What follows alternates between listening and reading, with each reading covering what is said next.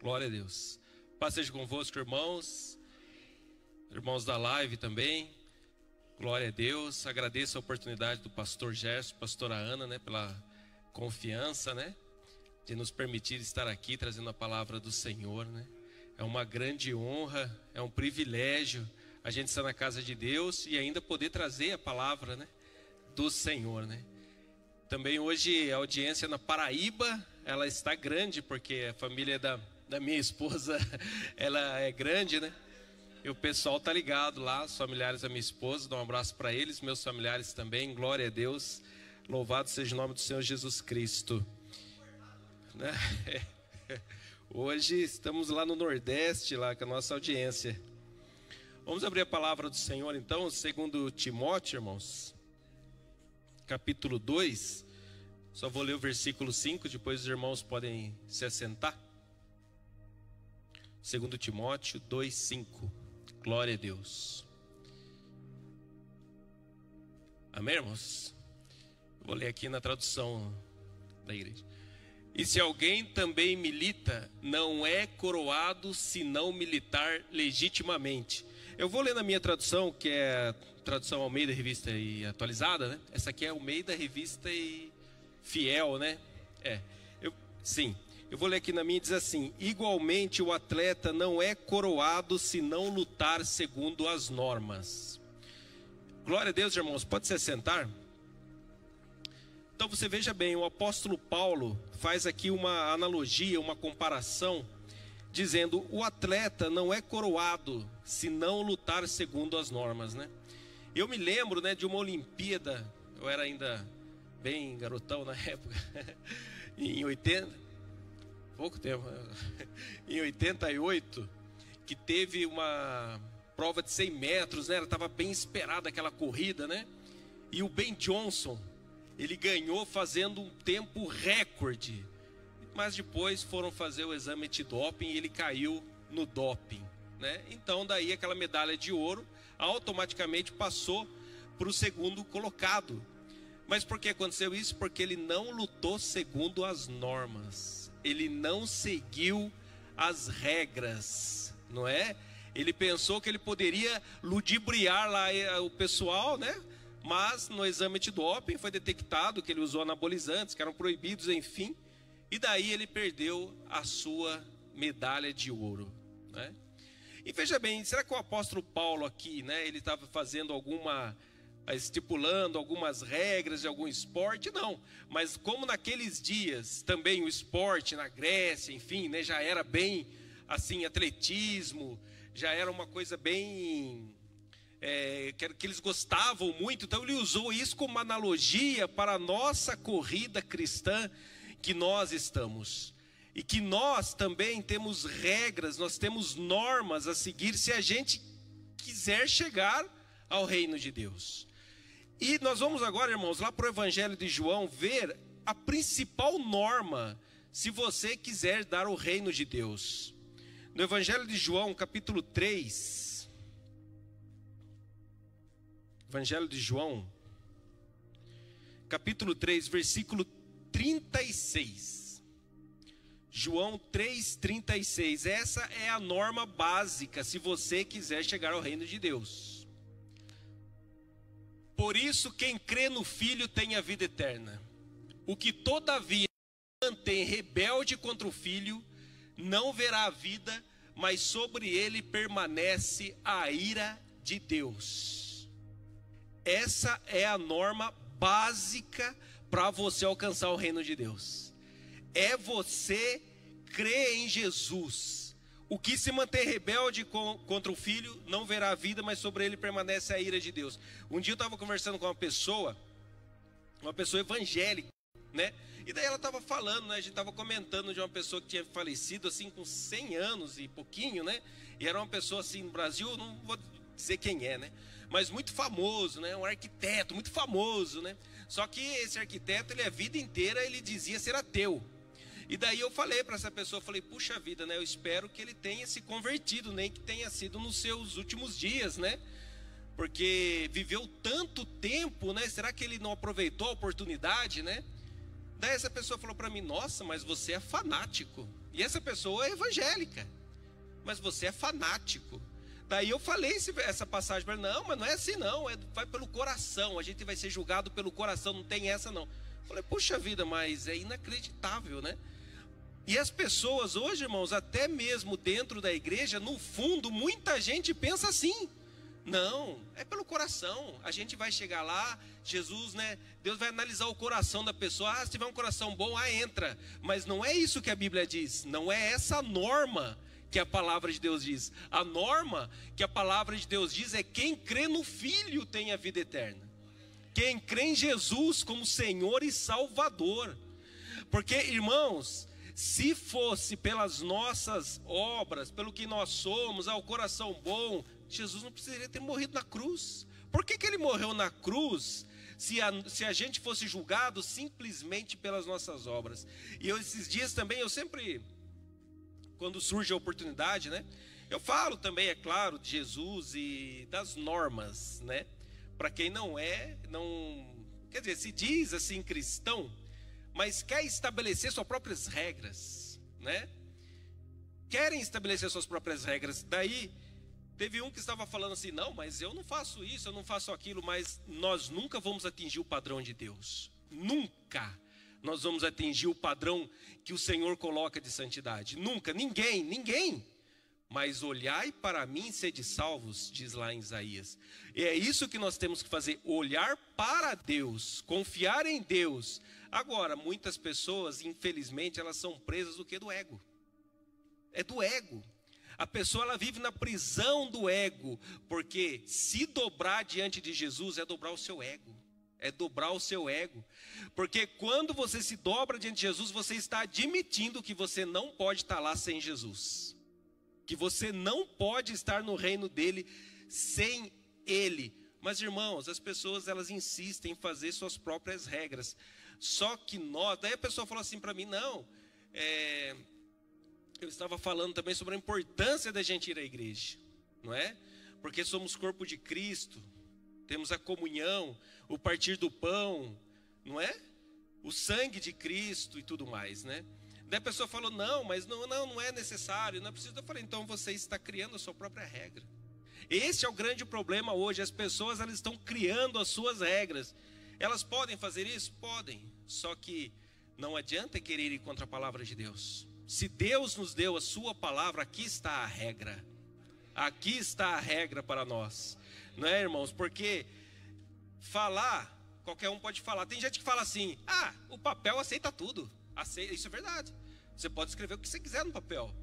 Só que eu quero ver se cumprir. A palavra de Deus se cumpre. O Senhor Jesus falou que a palavra dele não ia passar. Se passaram 2000 anos, a palavra está aqui.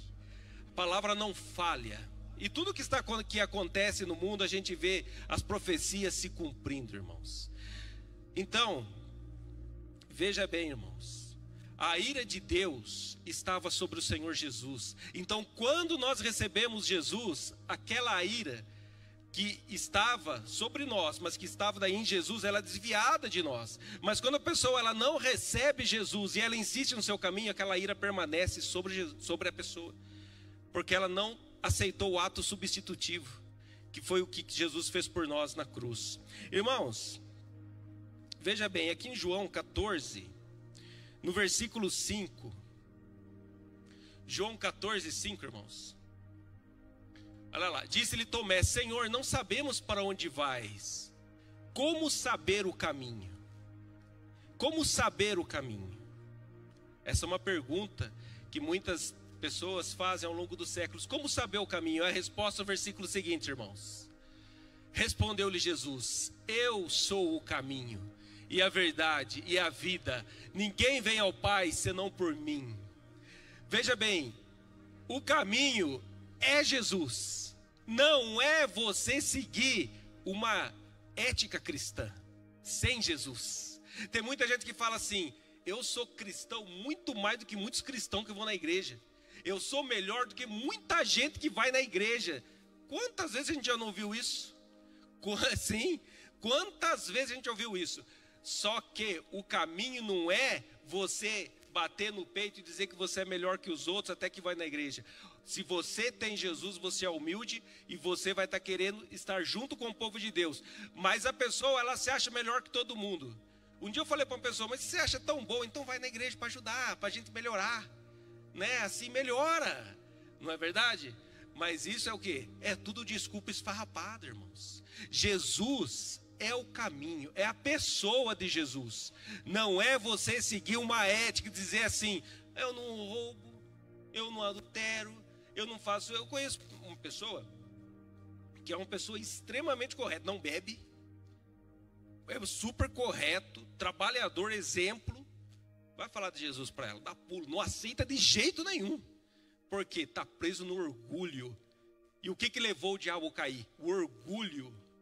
Irmãos, para estarmos com Jesus, a gente precisa dobrar o nosso ego.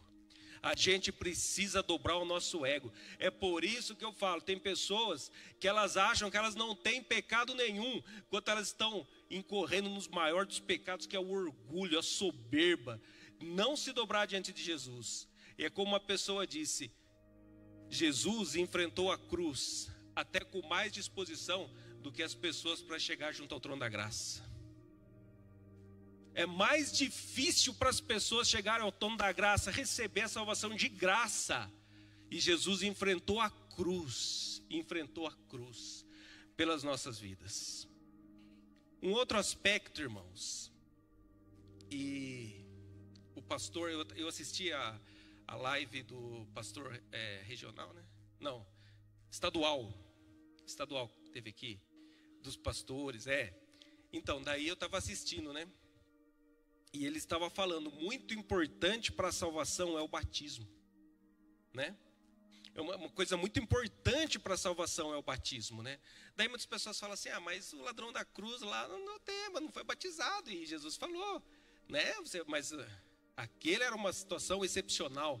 Era o último momento daquele homem ali. Mas às vezes as pessoas, elas ouvem a palavra de Deus por décadas, mas elas não tomam a decisão de se batizar. Porque o batismo é uma confissão pública, você mostrando para todo mundo que agora você quer ser uma nova pessoa, que você quer estar com o Senhor Jesus, não é? Olha lá, Evangelho de Marcos, irmãos, capítulo 1, Marcos 1, eu acho muito linda essa passagem, versículo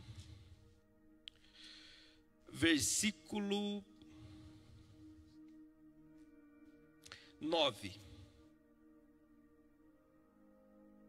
Versículo 9. Naqueles dias veio Jesus de Nazaré, da Galileia, e por João foi batizado no Rio Jordão. Agora veja bem, o Rio Jordão ficava na Judéia. Jesus, ele morava lá na Galileia. Ele andou 160 quilômetros. 160 quilômetros. Agora você imagina hoje, você fazer 160 quilômetros de carro, 1h30 você faz, né? Andando ali a 90, 100 por hora. Agora você imagina naqueles dias, irmãos, que não tinha carro, não tinha nada. Agora você imagina Jesus se levantando, acordando naquele dia. Eu vou ser batizado, eu vou me batizar. Não tinha pecado, mas ele fez para se solidarizar com a gente, para dar o exemplo. E ele levantou, irmãos, naquele dia ele acordou, e ele pegou a sua, de repente ali alguma água, alguma coisa, e começou a sua caminhada. Ele faz 160 quilômetros um dia? Não faz. Então significa o quê? Que muitas vezes a gente não sabe, nesse percurso, chegou à noite, talvez Jesus dormiu no relento. Para quê? Para chegar lá e ser batizado. Olha, irmãos, e ele fez por submissão completa ao Pai. Um dia eu estava falando com uma pessoa que ela chegou a frequentar a igreja, mas ela dizia, eu não vou ser batizado, eu não quero batizar. Eu batizei já na igreja tradicional, a igreja das imagens, quando eu era nenezinha, não preciso mais batizar, não preciso mais. Daí eu falei para essa pessoa, mas Jesus, ele batizou adulto, não é? Daí ela falou assim, mas ele batizou porque ele quis. Ele batizou porque ele quis. Eu falei, tá bom. Mas eu fiquei com aquilo na cabeça. Mas daí no outro dia o Espírito Santo, naquela noite, ele me lembrou de uma passagem que está em Filipenses. Tende o mesmo. Eu vou colocar até o versículo, irmão, só para ficar bem assim registrado. Ó. Filipenses capítulo 2. É uma passagem muito maravilhosa. Versículos 7 a 11. Eu falei esse versículo para ela no outro dia. Antes a si mesmo se esvaziou, assumindo a forma de servo, tornando-se em semelhança de homens e reconhecido em figura humana. A si mesmo se humilhou, tornando-se obediente até a morte e morte de cruz. Pelo que também Deus exaltou sobremaneira, Ele deu o nome que está acima de todo nome, para que ao nome de Jesus se dobre todo o joelho nos céus, na terra e debaixo da terra, e toda língua confesse que Jesus Cristo é o Senhor, para a glória de Deus Pai. Irmãos, mas é o verso 5 que eu queria destacar. 5, irmãos. Tende em vós o mesmo sentimento que houve também em Cristo Jesus, que foi completamente submisso ao Pai. Você nunca vai conseguir servir Jesus se a pessoa fala assim, não, mas Jesus fez porque quis. Não, Ele fez por completa submissão ao Pai. E assim também temos que ser nós. Nós temos que ter o mesmo sentimento que houve em Jesus, que foi essa entrega completa ao Pai. É óbvio que a gente nunca vai ser como Jesus, nunca vai ter essa entrega completa. É justamente por isso que Ele é o nosso Salvador, não é? Nós nunca vamos ter essa entrega completa que Jesus teve. A gente precisa de um Salvador, mas o Senhor quer que a gente se esforce, quer que a gente persevere, tendo Ele como referência. Ele é nossa referência. Ele falou, sede perfeitos, como eu sou perfeito. Mas isso é ridículo, quem que vai ser perfeito como Deus é perfeito? Mas é a referência, não é para você se entregar para aquilo que te afasta de Deus, mas é para você lutar contra e querer se aproximar de Deus. É isso que o Senhor quer da nossa vida, irmãos. E assim a gente vai sendo livre da ira que vai vir sobre este mundo. A grande oportunidade que a gente tem, irmãos, a grande oportunidade, olha, não é emprego. Glória a Deus quem está empregado. Eu dou glória a Deus pelo meu emprego. Glória a Deus se você alcançou o favor de Deus. Hoje você tem uma pessoa, uma esposa, mulher tem um marido. Glória a Deus, eu também alcancei esse favor de Deus. Mas não é essa a grande oportunidade. A grande oportunidade, são bênçãos que Deus nos dá. Mas a grande oportunidade é você estar vivo e estar com Jesus. Essa é a grande oportunidade. Porque, irmãos, a vida é como neblina. Nós estamos aqui hoje, não sabemos o dia de amanhã. Ninguém sabe o que vai acontecer o dia de amanhã. E quando a pessoa sai dessa terra sem Jesus, do outro lado não adianta mais bater na porta. Olha, irmãos, aqui no Evangelho de Lucas, é uma passagem assim, bem contundente, assim, bem forte, que o Senhor Jesus, Ele diz um alerta para aqueles que enquanto a porta está aberta, eles estão indiferentes, outros estão zombando, outros estão rindo, outros estão assim, dizendo, vou deixar para depois, né? Vou deixar o tempo passar, ainda não é a hora, né? Não é a hora. É igual um pastor um dia estava contando, que ele estava falando para um rapaz na praça, né? Ele estava antes de começar o culto, né? Falando de Jesus, e o rapaz dando risada, falando, pastor, para que eu tenho tempo, eu sou muito novo ainda, pastor, não veio com esse papo agora não, hein? O pastor estava ali conversando, levantou um pouquinho, saiu, parou uma moto, chamou ele. Chega aqui. O rapaz chegou, meteu bala no rapaz. Um local assim que ele falou, iluminado, perto de uma igreja, e a vida era a última oportunidade dele ali. Olha, irmãos, Lucas capítulo 13, versículo 24 e 25. Lucas 13, 24 e 25. Respondeu-lhes, esforçai-vos por entrar pela porta estreita, pois eu vos digo que muitos procurarão entrar e não poderão.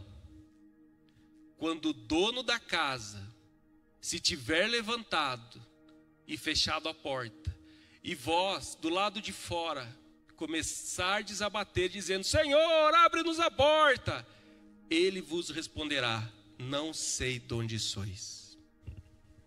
A coisa é séria. Eu não quero passar por isso. Por isso que eu quero estar no caminho do Senhor. Porque um dia essa porta, porque a igreja, ela representa o quê? A luz de Jesus neste mundo. A porta está aberta, mas ela fechou na Covid. Isso é um símbolo do que está para acontecer. A porta vai se fechar. E daí? Daí muitos que passam enquanto elas estão abertas e ignoram, aí vão bater para poder entrar. Mas daí vai ser tarde demais. A palavra de Deus fala que Noé levou 100 anos para fazer a arca.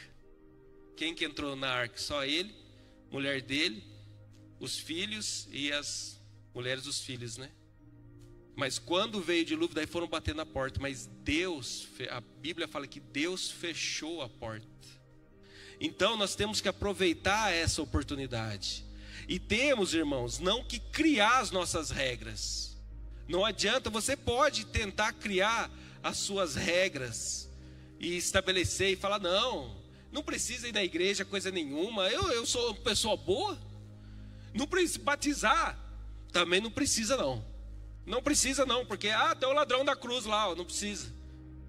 Ou seja, as pessoas elas podem inventar um monte de argumento para ficar levando as suas vidas, como o Guina um dia falou, não estava aqui na igreja, mas eu assisti o irmão Guina, a live, no comodismo, né? Porque a live é muito boa. Nossa, a tecnologia é ótima. Esses dias que eu estava gripado, ainda que eu tomei o remédio errado, né? Você viu que minha esposa entrou contada com a pastora, né? Era para tomar o remédio uma vez por dia, eu tomei 3 no mesmo dia. Não aguentava me parar em pé de sono, sabe? Daí eu estava assistindo a live do irmão Ciro, mas morrendo de sono, não estava aguentando. Não aconteceu nada. Mas daí a live é bom, você está em casa, está impossibilitado, né? É ótimo. Mas ela não substitui a pessoa a vir na igreja, não é? Ela não é substituto, ela é algo para nos ajudar quando a gente não pode vir, e também para evangelizar, não é? Mas não para substituir, Mas as pessoas hoje, como é aquilo que eu estava dizendo, elas querem estabelecer as suas próprias regras. Só que a palavra de Deus diz em Provérbios: não há argumento contra Deus. Não há o que você falar contra Deus quando Ele vai mostrar a palavra. E glória a Deus, quem ouviu essa live e estava tentando estabelecer as suas próprias regras, ignorância diante de Deus já não vai mais poder alegar, porque ouviu a palavra de Deus. E nós temos que nos sujeitar à palavra de Deus. Conseguimos nos sujeitar 100%? Não, ninguém. Mas ao menos a gente está tentando e se esforçando.